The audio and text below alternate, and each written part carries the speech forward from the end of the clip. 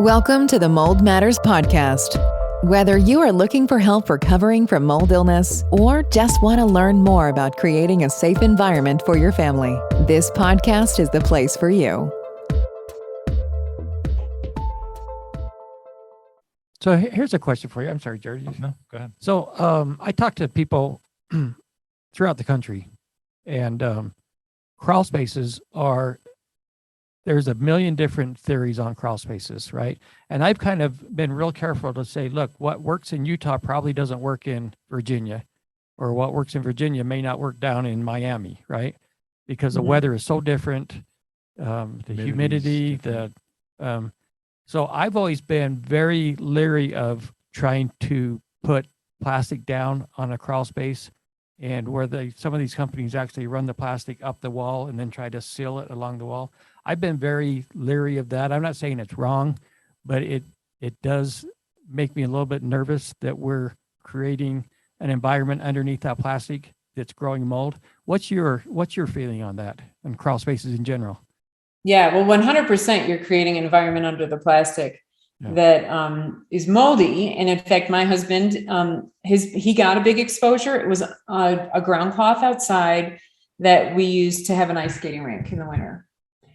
So he brought it up too late in the spring. And I mean, the grass was growing and there was a lot of stuff growing on the underside of that ice skating rink liner. And it was a windy day.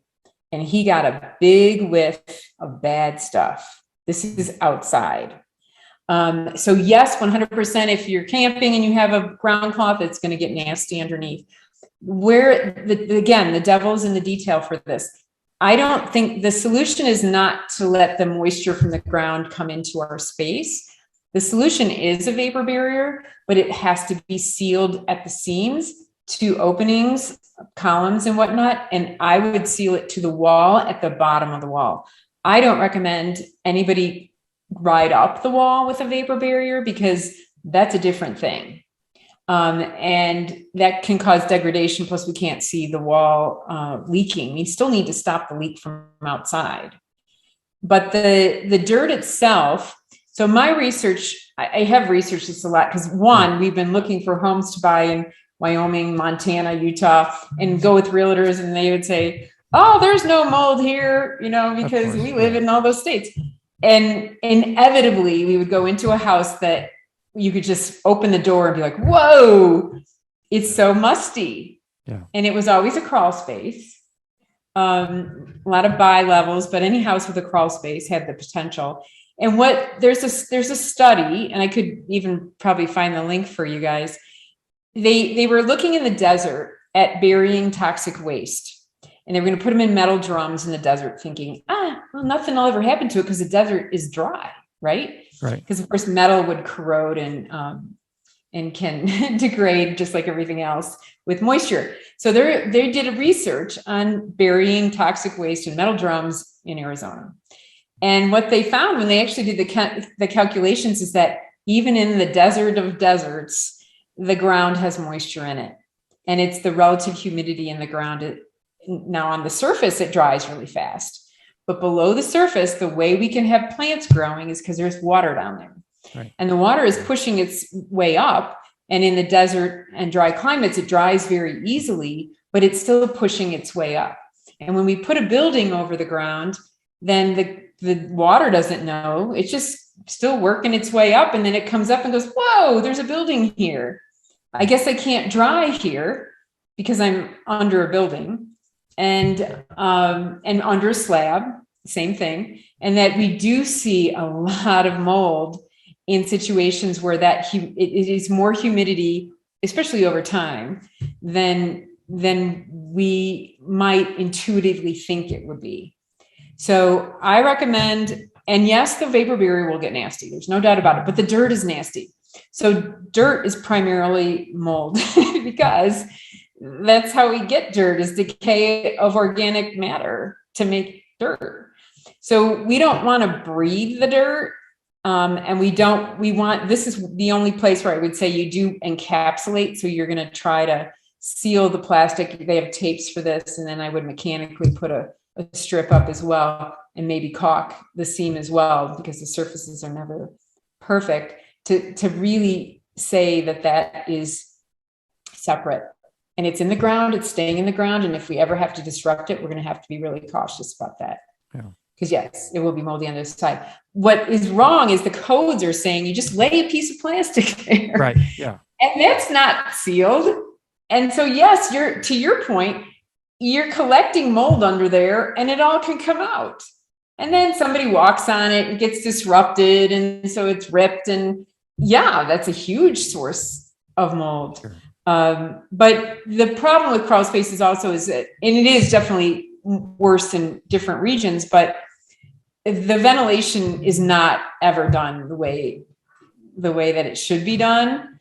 And it's really hard to get cross ventilation, and the holes are really small, and we have corners that don't really ventilate at all. And then you add in air conditioning. So originally crawl spaces were, they were ventilated, and they were ventilated well. And we have a lot of places in the Southeast where their houses are up on stilts virtually, and they basically have a lattice around them.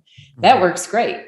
As soon as we started enclosing those and closing them more and more, and then adding air conditioning, which drops cold air. So cold air drops, warm air rises, and that cold air drops into the crawl space. And now we don't have hot and humid anymore. We have cold and damp. And so when you get into even how much moisture can be held in the air based on the temperature, so humidity is always relative. So 80% humidity at 85 degrees outside is different than 80% humidity at 50 degrees in a crawl space. Yeah. So that's really hot. So it ends up causing condensation. We run ducts down there that we can have condensation on. And then we end up with it's just too cool and damp, which is a prime condition for mold to grow. And we're seeing it. And then you have mold spores in the dirt. Yeah. They're just the other thing that I mean, this is just my personal opinion. I would never recommend a family member purchase a home with a crawl space that has the furnace in the crawl space. I think that's crazy. It is crazy. Yeah. And they do them in the attic too. I actually, it makes as little sense as well. But we're definitely, our realtors, because we're renting and looking for a place to buy. I said no crawl spaces. Yeah. For me, it's no crawl spaces. I don't want to deal with it. If I can't go in, the other thing is, who wants to go in there to look around? Oh yeah. Yeah. I mean, vigilance. So we talk about doing an inspection once with bringing on professionals, but as homeowners, this has to be part of owning a home, that you're paying attention, just like you would with your body. Like, oh, that joint is hurting, or, oh, I have a rash, or why I don't feel good today as I did yesterday, or I broke my wrist. Maybe there's a windstorm or a snowstorm or something that there's actually shingles blew off. We have to look around and say, oh, wow, it looks like something changed here. And maybe I should fix it and dress it. But the same thing is going to be with the foundation on the outside and also on the inside and getting in a crawl space. And I have no interest in going into a crawl space to look around. So I figure I don't want to, and who are you going to pay to go down there and do work? And no, I want to, the beauty of a crawl space or a basement is that you can see the plumbing. Yeah. So you can look up and see the plumbing. Slabs, those toilets leak too, but you can't look at them. Yeah. And the plumbing leaks under the slab and we can't look at that. So there is a benefit to being able to access the space underneath. But I tell people if you have to have a crawl space, in some places it's really common, I would make them like a short basement. And you can make it's possible to have a dry basement. And so I would use the same details, but the typical is not, pretty limited on having that happen. And part of that is site drainage. So there are codes around site drainage, but honestly, it's very rare that I see anybody following them. And so there should be a noticeable slope away from building all the way around. Yeah. Even the concrete and the pavement, the code is 2% slope, which is noticeable. The grade is 5%, which is down 6 inches and 10 feet. And there's so many homes that are being built. Basically, the drawings show a flat line. It's on a straight line. It's a flat site. No site is really flat. No. Yeah. And so designing, where's the water going to go? Where's the water from the roof? Where's the water from my neighbor's roof going to go? Where's the water from my neighbor up the hill going to go? Is it going to, and people say, oh, my house has a great slope away. Well, usually if there's a great slope away on one side, there's another side that's sloping towards the house. Right. And so managing that is tricky. So those are things that I would recommend homeowners or inspectors really be looking around at the site and the grade. We talked about the roof, and know what kind of foundation is this, and then start just collecting the clues and say, okay, it's this kind, and what could go wrong with this kind is the next level of education. I was going to say, on the grading note, you talked about looking at roofs. Yeah. I feel the same way about this grading issue.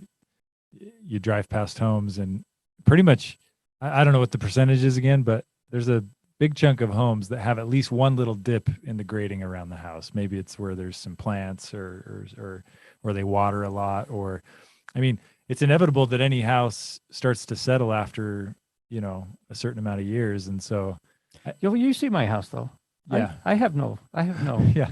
I was at Mike's house, Cheryl, one time, and I forgot I was at his house. I was walking around it, playing with his grandkids, and I noticed there was like a 2-foot buildup around the foundation with a really steep slope, a few feet. It probably dropped, like I said, 2 feet, within a 3-foot span. And I was like, man, this guy really knows his grading, or is really, doing a great job. And then I realized it was his house because he's So paranoid. Yeah. paranoid after seeing all these homes. So.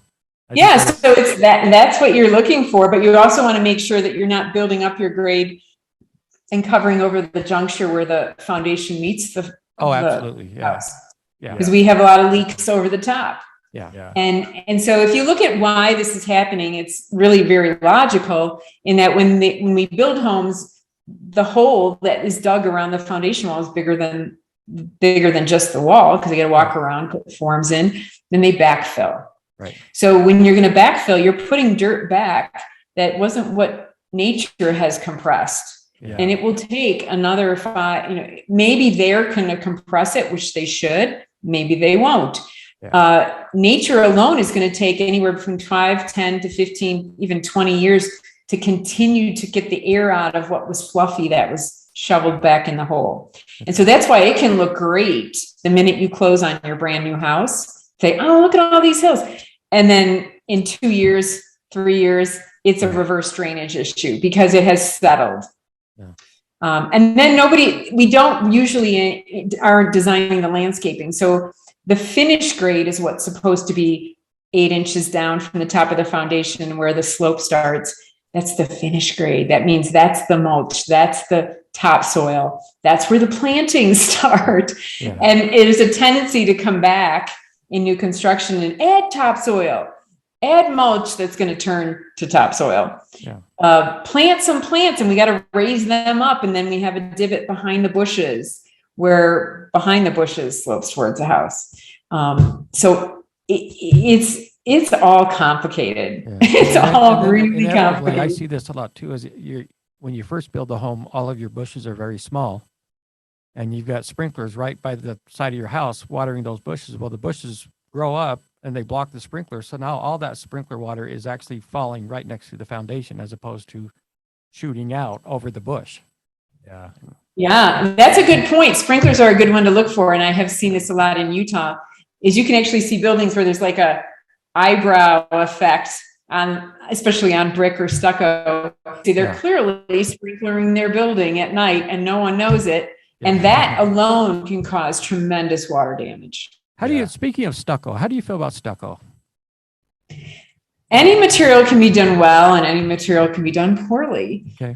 Some materials are harder to do well than others, and have more steps and have more potential for craftsmanship errors potentially. Yeah. Stucco is one of those has a lot of steps to do well and often doesn't get done well. Yeah. So no finished material is meant to be a water resistive barrier. There's supposed to be one behind the finish. Right.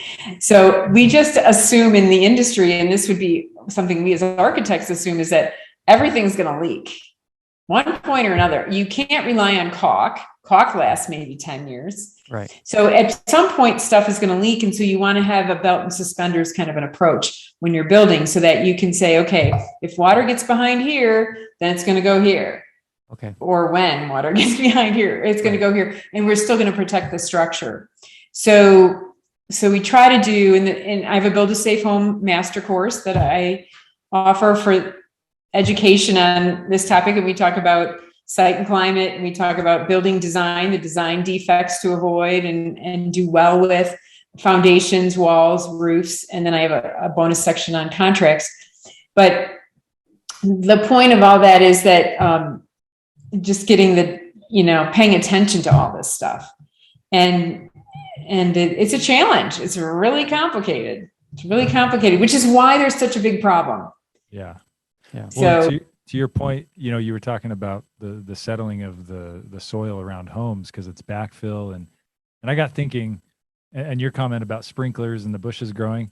Unfortunately, it's not something, even if you have a good inspection done on a home before you buy it, and everything checks out. Unfortunately, there are things you need to continually check on, right? Kind of a moving target. As those bushes grow and as the home settles, and it's kind of something you have to stay on throughout the duration of the life of the home. Would you agree with that?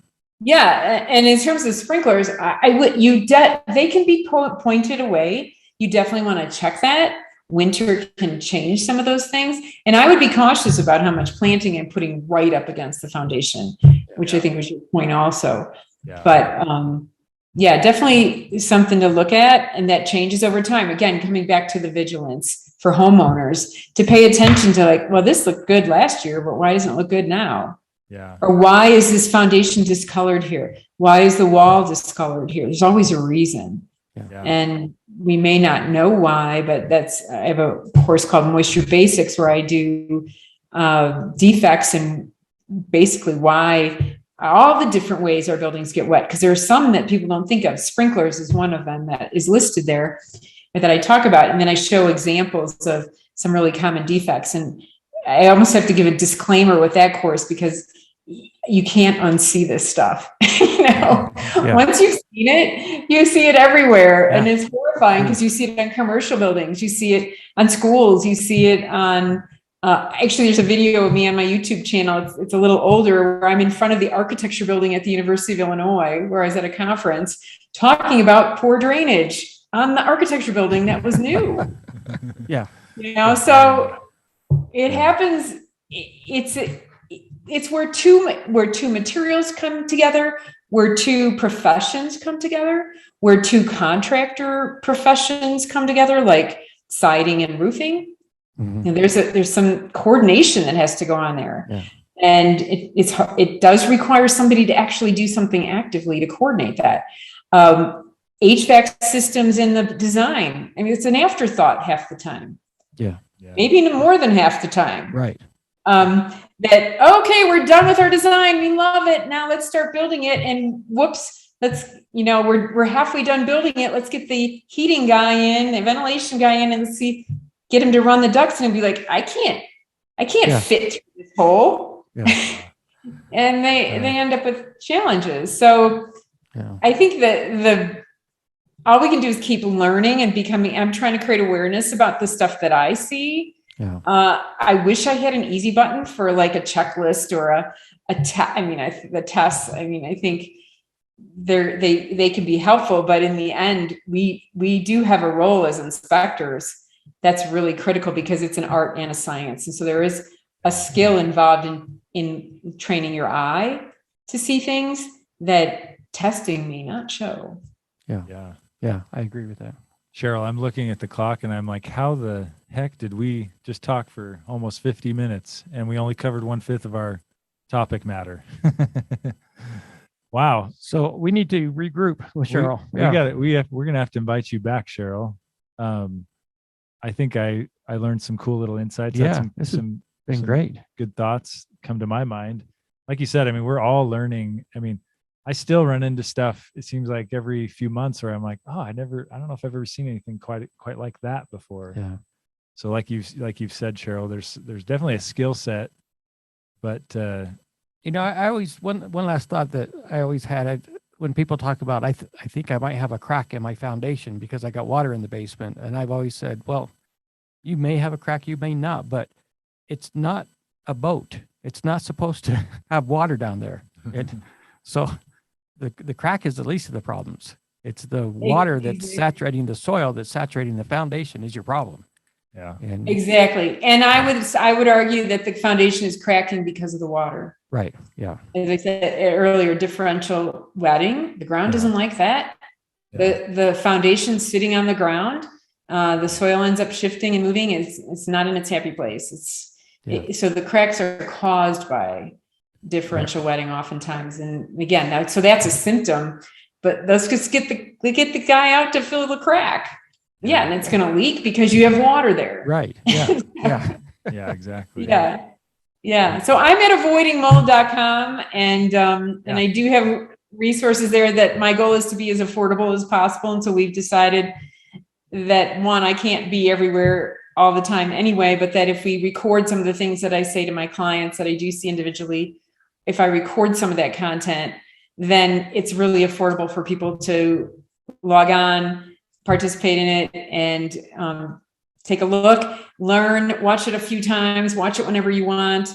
I tell people who have trouble with those to just pretend like you're scheduling an appointment with me and put it on your calendar. And that was just one more time, Cheryl. That was avoidingmold.com. Avoidingmold.com. Okay. Awesome. Yeah, avoiding mold. I'm there right now on my laptop.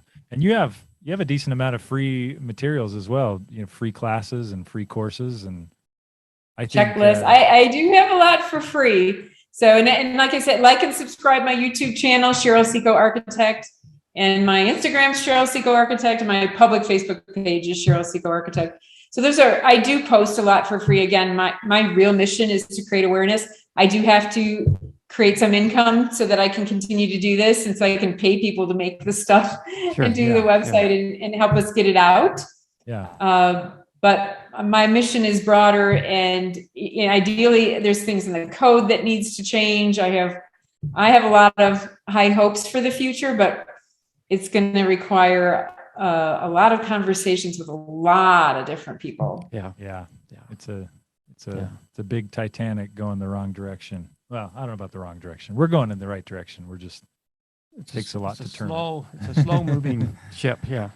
Yeah. Well, thank you so much for coming, thank Cheryl. You. We will get back in touch and regroup. Yeah, we need to have you back. Plus, we'll see you in September, I guess. So we'll see you at our personal convention, and then I recommend everyone go visit the site. I've looked over it and take some of the free courses, and then use your services if you need some online consultation or even remote consultation. So yeah, that's great.